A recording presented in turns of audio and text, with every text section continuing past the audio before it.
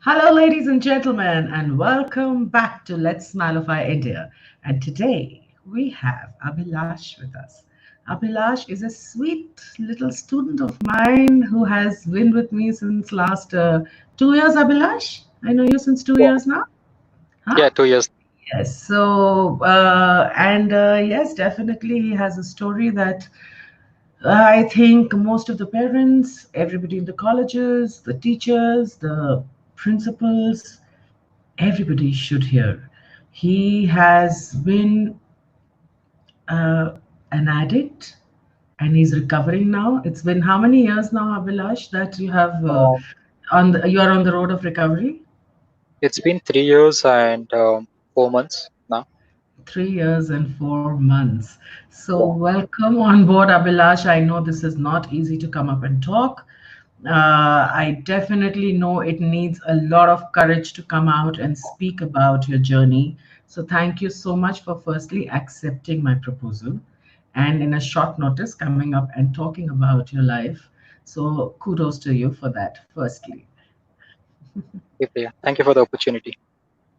No opportunity. It is something that people should know. So, Abhilash, Yeah. you begin with. I want to first ask you, how was your life from the beginning? Uh, what what happened that pushed you in the direction of drugs?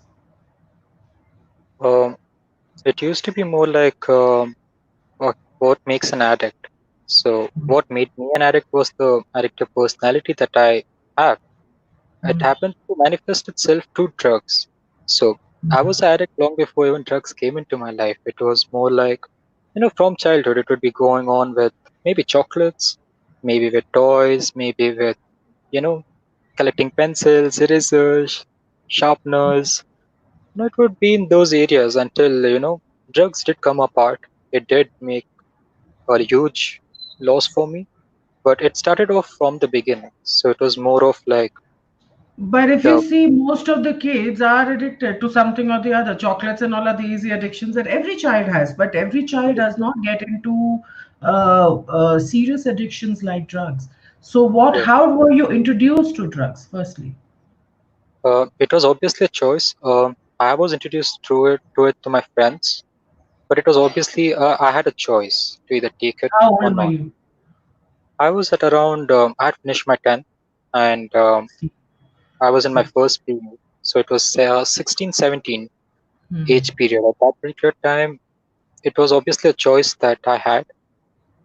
It was introduced to me through my friends, and at that particular point of life, I was just going through a lot of sadness, a point of life where I was into depression, and there are many suicide attempts that I had tried, and the Before hopelessness taking I was, drugs, yeah, you had already attempted suicides and all of that. yeah, it's been that.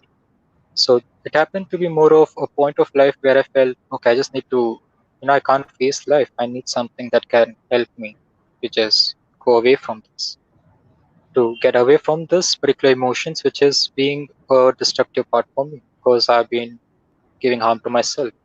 So it was a point of time where I felt okay. And my friend at the same time introduced me to it, and I didn't say no.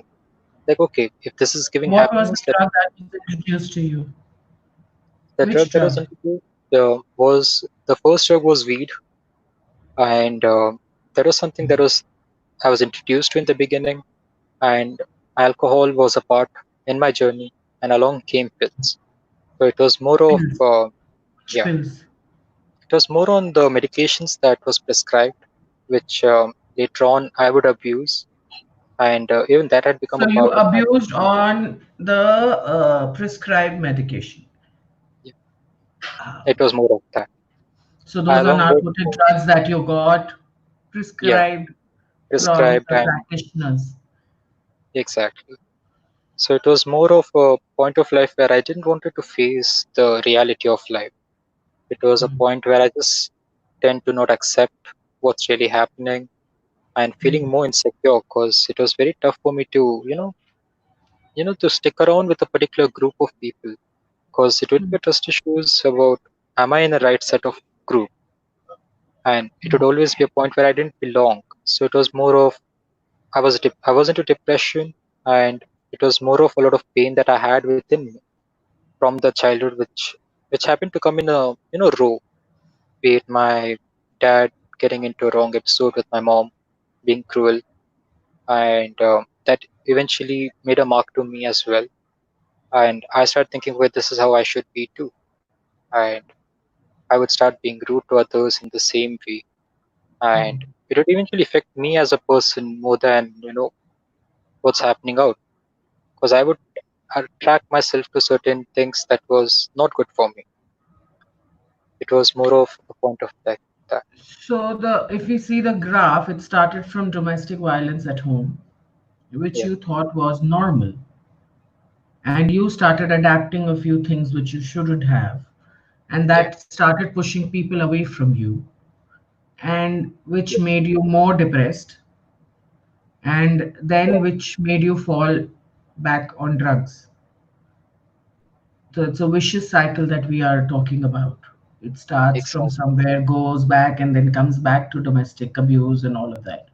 Yes, that's very true. And how much is the role of peer pressure in drugs? Can I know that, Abhilash? The peer Because pressure, as I we come to know that in colleges and all, there are groups that distribute drugs, saying that if you will not have drugs, you can't be a part of our cool gang. exactly, that's true. That's true.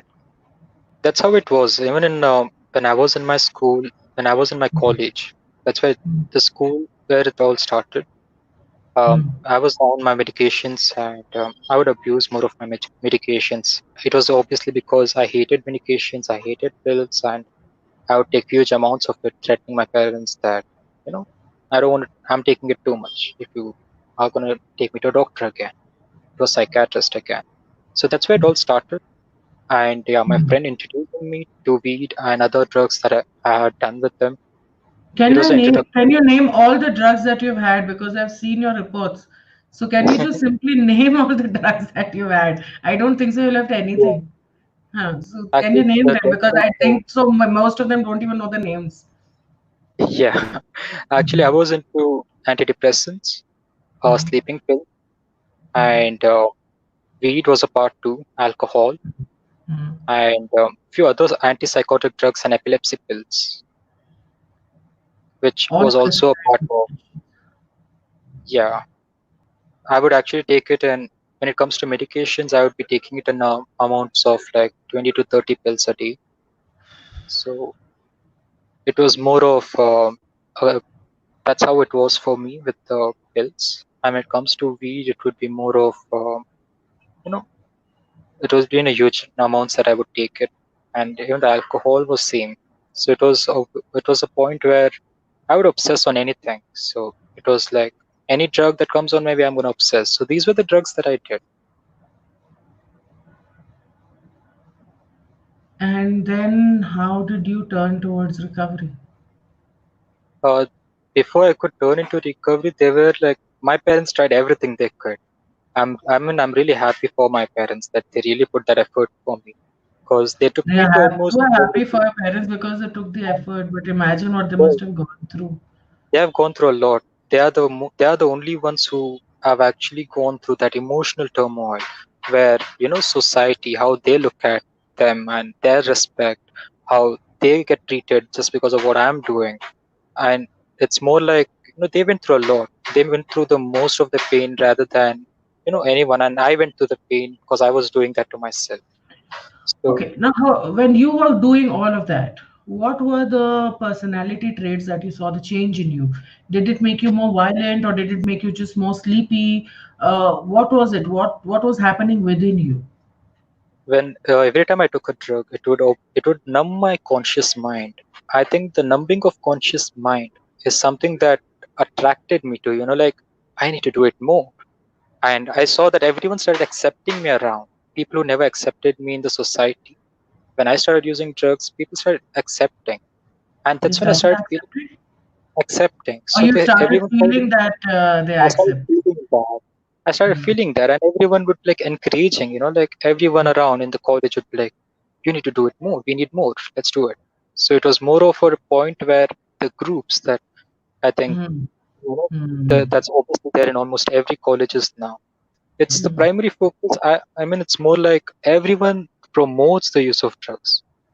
It's like, oh, do you have the health monitor? How the hell does this come Exactly. into the college? My core That is question to you: how did you get hands on it? it was more on me hanging around with my friends and getting to know places where they sell those drugs, and then later on I would carry on thinking, okay, I don't need to depend on them. I can buy it on my own and use all the drugs on my own. So it was more like getting introducing to the places where they actually sell those stuff.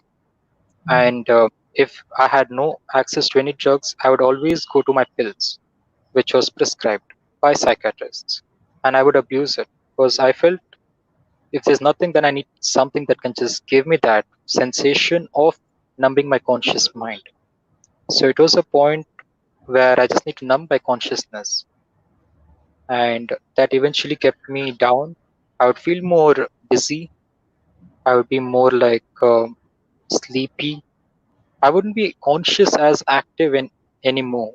It would just make me feel more, you know, lazy as I get. It's more like that. It's a Did you get more violent also during those days? yes. And anyone comes in between me and the drugs, I do get violent. So it was more like a point where I tried killing my mom, killing my dad. There were episodes where I slapped them and tried to take a knife and stab them. So it was more of a very violent things that I have actually done to them because they have bleeded multiple times, and they have had a lot of sleepless nights because I would never sleep.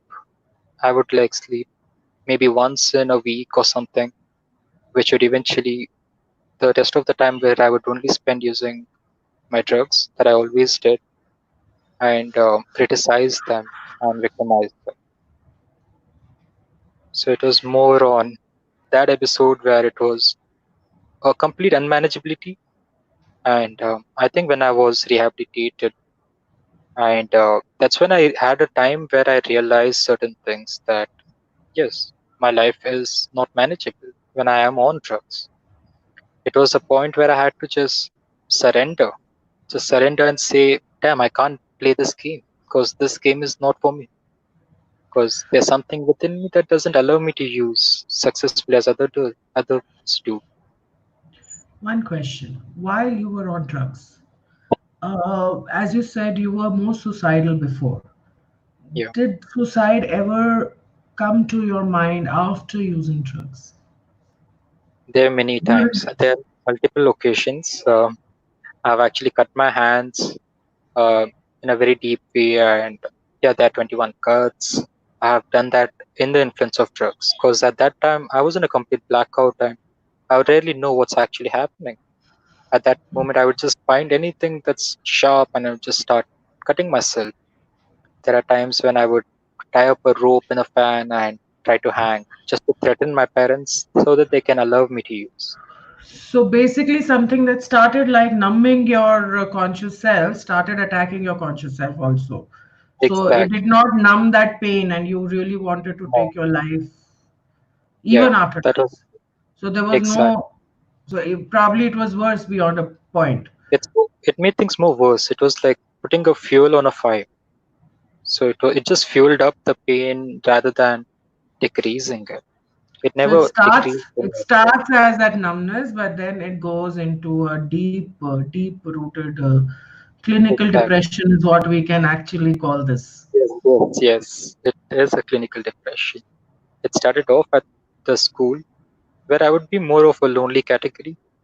I would not Hmm. talk around with people much because I always had this trust issues about what kind of people I need to suit myself in. I always had trouble with that, and I would find myself in a position where I would be alone. And even at home, one of my sister actually died with a suicide, and there's another sister who I have got married at a very young age, and I was alone at home, so I didn't have anyone who I could build that friendship with, a friendly bondage with, and that eventually would put me in a confusion how I should behave, how I should connect with people. So that also was a part of a problem. Okay. And you did not have friends, you no family to fall back upon, so you were an absolute, absolute loner. Oh no. Mm. This has And been then from finally, when you wanted to make a pack of your own, you got a pack which was into drugs, and that is then rest is exactly. history. That's how it went on. It was more of like, you know, I just want someone to hang around with, and there's no one. And until I get into a pack where they're using drugs, and I find myself, okay, I'm enjoying it. Let me enjoy it a lot. I need to enjoy more of it. And that's when it would just take me to the drive of, the illusion that I put myself into. The walls that I build myself so that I stick within the walls where I'm more close minded, I'm more self centered about what the way things should go on. I tend to get more manipulative on how things should go. And when it comes to drugs, there are many episodes where I would run out of drugs and I would come to a point where I'm manipulating my parents or threatening them so that I get what I want. So it was more of a point where I didn't know what's really happening. Because even today, like today, I just happened to go near my old home. There was one of my friends who knew me when I was in my addiction. So he was asking me, "Is your madness over? Are you alive?" I'm like, "Yes, I am alive." I could say it proudly because many people think I'm dead. Because there are many people who thought, okay, this guy's messed up with many people. He's got beaten down. He's picked fight with many people.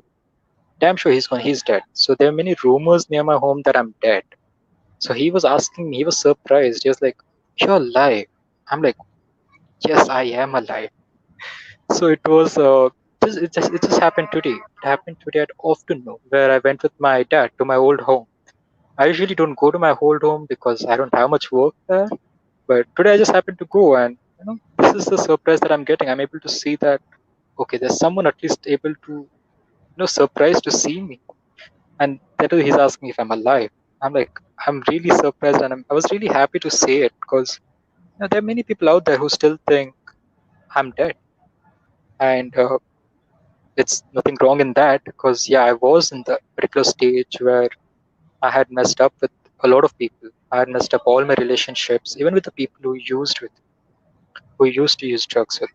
I had ruined my relationship because I was more of self-centered about I want all the drugs and I want to use it all. So the quantity did increase, and so did my attitude change. I started being more, you know, I need everything. No one should get anything. I just need it all so that you know I get what I want. So the addiction is more like it's more like a cunning enemy of life for me because every time I would go into it, it just made things move worse. I would reach the same point that I left it at. There was a time where I was rehabilitated once and I had left and I relapsed. The relapse just took me back to the place where I had left. It's the same exact place, the same bottom that I was in. So Relapse is always bad. So what exactly. made you stay for 3.5 years this It time? What was happened? What was different this time than the last time that you tried? was this time was I cried. It was very painful. I started understanding how much my parents actually gone through because I remember me killing my mom, trying to choke her throat, trying to, I've been very brutal with the violence. I think it was a point where I felt I've been hurting myself too. I've been too harsh on myself, on my spiritual self, which I've been believing in these days because it's even the spiritual health that matters. Yes. Apart from physical, mental, and emotional, it's even spiritual health because I was spiritually sick when I was educated that yes, this is what happened, and I came across people who helped me out. That's when I found that support. Because without the support, it was too tough for me. I understood there is a life without drugs too. There's much more beautiful life there. When there's a life which is much more beautiful, and there's another life here, which is all about getting high, getting you know, beating others down, beating myself down, cribbing and crying all the way long.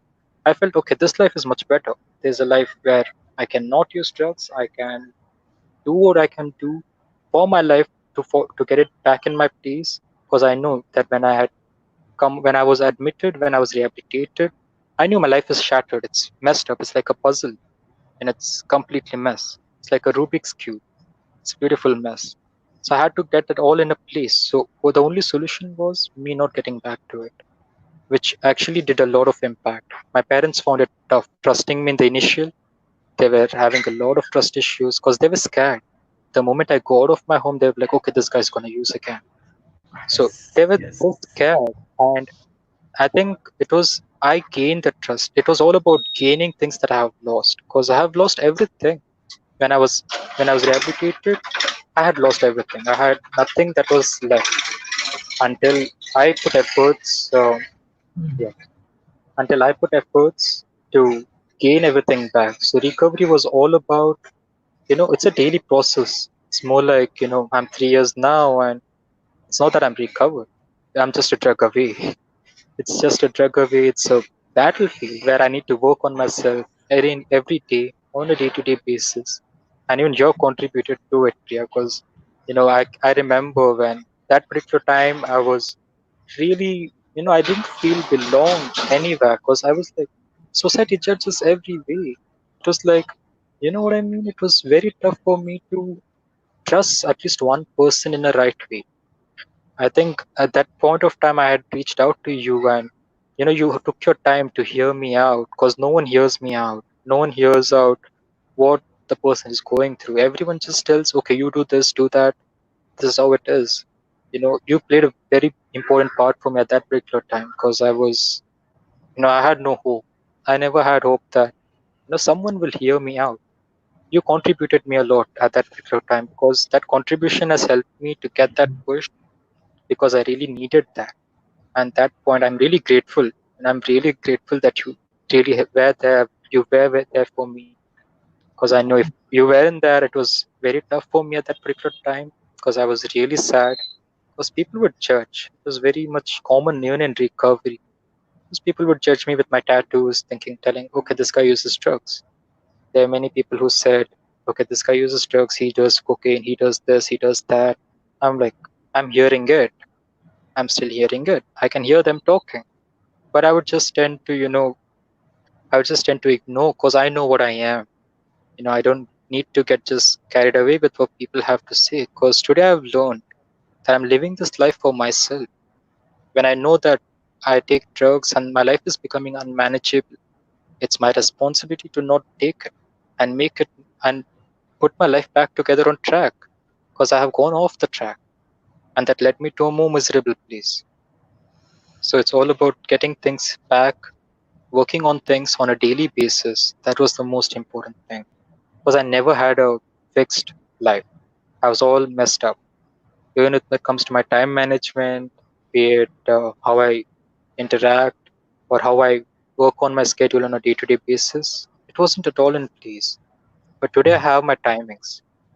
Today I have like I wake up on time, I do my exercises, I do yoga because I'm doing this to keep myself healthy, my physical health that I really focus on. Discipline does help. Yeah, Discipline does help in because, uh, tuning your mind. Discipline helps yes, in attaching you to the natural cycles. exactly. Discipline is an important aspect of living somewhere. That's true. That's where I'm able to see it because all this I would never be able to do in my addiction. I never used to eat food. There were times I still remember, my mom would not put sugar in the tea. I would throw the tea on her face, the hot tea on her face. And if a food is lacking salt or any masala or anything, I would just throw the food right on her face. I would throw it on my dad. I would throw it all over, telling the food is not Have you prepared right. stopped doing all that, hopefully? Yes, yes. I'm You grateful stopped that I'm ill not doing treating your mother. No, started actually treating these her well. days. I have been doing that. These days it happens too. Because she's aged, she's come to a point where it's old age for them. Sometimes it does happen. So nowadays, actually, I make it more easier for her too. I contribute my help. I sometimes tend to put the salt in the side of the table, the plate, where I can just add up a little extra salt if it's really not enough salt. And we don't fight. We don't fight these days at home, but there are sometimes, challenges do come in recovery. It's not like I'm in recovery, it's a red carpet. It's obviously everyday challenges are there. There are triggers even today. So, sometimes I do get triggered with, you know, my girlfriend breaking up with me. That's the best example I can give. It does. The triggers are on a daily basis. There are challenges as they come. Challenges do come because it's a part of life. It's not like I'm in a life which is completely positive. It's not. There are many negative hurdles that come. I have to just, prepare myself to jump that hurdle. And that's when I have you guys as my mentors, you know, because that day, I mean, when I reached out to you, the hurdle was I had a lot of, I never had trust issues. That was something that I never could trust anyone. I was really sad. I was really broke with what's happening to me. I was going through the panic attacks too at that particular time. That's when I actually reached out to you because there was something that I really was insecure about. And, when I was reaching out to you and did reach out to you and you did give me your time, I really felt good, because not everyone here listens because everyone has a problem with hearing. Very few people who listen and, just help me understand that what's happening because that's what I needed. And, you know, when I have you and the others who are my mentors, it's really beautiful because I have the support system today. Today everyone has a support system, everyone has a choice. I have a choice, and I took that You choice up. had a choice, you have all of us because you reached out to us. See, there is a Exactly. difference. Had you not reached out to us, where Yeah, we would have been? We wouldn't come to know you're going through all of that. Because you reached exactly. out, you have a pack today that is supporting you in a different way. So, again, Exactly. it boils down to the internal ability to reach out. Yeah, Very that's true. important for anyone listening to this or watching this video. Yes, Power is within. If you reach out to the right people, look for help, you will get help at every nook and corner in exactly. in faces that you probably had never known. Abhilash Yeah, and me, we met just in one class. He was my student. I think he just attended yeah, one or two classes of mine. That's it. yeah, And there was this instant connect that we felt. And when yeah, he started working towards with kids on the same topic of addiction, that is when he looked out for me for support to help him with the program. Actually, you first yeah, came up with that. It is through the program that we started talking about addiction and all, and then I looked into your yeah, history, and yes, then the of course the dynamics of the relationship changed when I became your mentor. But that wasn't meant to be initially. You reached yeah, out, so it yeah. is one request to everybody whenever you meet somebody who's reaching out to you for help, the least you can do is give a listening ear. That's the Exactly. least, and you don't know that half an hour of acceptance can change lives around, That's true. can give a new ray of hope to people. And that is rather than being judgmental. And I know you had trust issues because I had myself sent you to so many people where I said, Yeah, okay, these ones go here, they are more adapt, they can handle this situation yeah, better than me probably. But you could not go there. You just went there once and you ran from there. But so the trust issues, they were not bad. I think yeah, when I sent you, those people were really nice, but you could not trust them. So your trust exactly. was glued to me somewhere. Yeah, that Yeah, is and that true. happens. And that happens. That Yeah, happens. So if you find anybody whom you can trust and open up and talk, there is yeah, nothing more therapeutic than that. Uh, exactly. to be accepted by one person at least in this whole big bad world. So that is exactly what many of us are doing, where we are reaching out to all the students, where we are trying to. I am still trying to understand how did you get the drugs in the college? It was more That of is like, one part I am still trying to understand because I know there are chocolates being sent to the students in form of drugs, the yeah, yeah. drug infused chocolates. It's in schools, colleges, everywhere. How is it even reaching these places? And why Actually, is nothing it's being not near, happening? yeah. Actually, it's not near schools and colleges that they sell it. It was more like when I used to do it. when I would go around with my friend, there were certain places where they did it. And though it being illegal, though it being banned, I think even it was like a thing where it's very common these days. The students would look up to it as it's something very common. We'll get it here. Let's go. For example, okay, I can go to Tanny Road and get it. It's just there. It's within everyone knows that okay, I can just go there, and there are people selling it. I just need to pay some money and get it. So when So you it's know the people, अभी क्या बोलूं, जाने दो. So when students are getting to know what is the management yeah, and everybody doing, then why are they still there? It's as simple as that. So yes, that is there is a nexus that needs to be broken, and this cannot be broken by the common man. What common people can do is identifying these issues within, firstly, the peer pressures yeah, within, identifying our own personality traits, mm, moving on from being blame centric to being from victim yeah, centric to being solution centric, taking exactly. catching hold of your own life.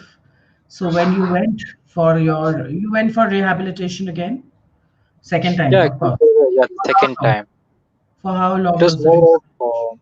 it was a time period where it was like 6 months, 6 months of rehabilitation, where, it was a So were point you where I also was, on brown sugar and all of that, which are like a highly addictive drugs, which is impossible to leave? I haven't been in browns, it has been in nitrogen pills, even they were a part, and few other pills which I really am not aware what they are, because at that particular time I was just too high to know what it is, because there were few drugs that I did without my knowledge.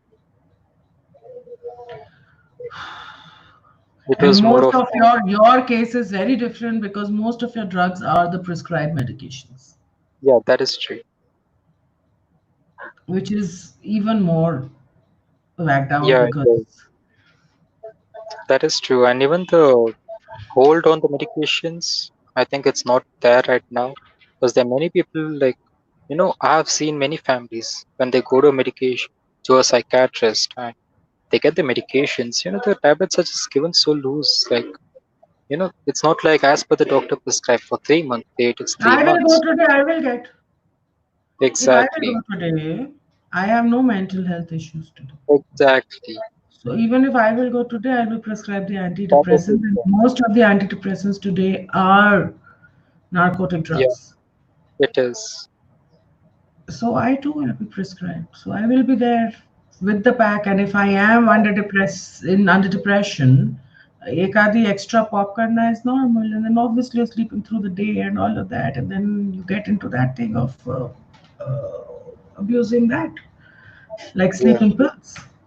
exactly. So I don't know. I don't know. This is so are we now? Firstly, everybody needs to understand there is a difference between clinical depression and a day-to-day depression.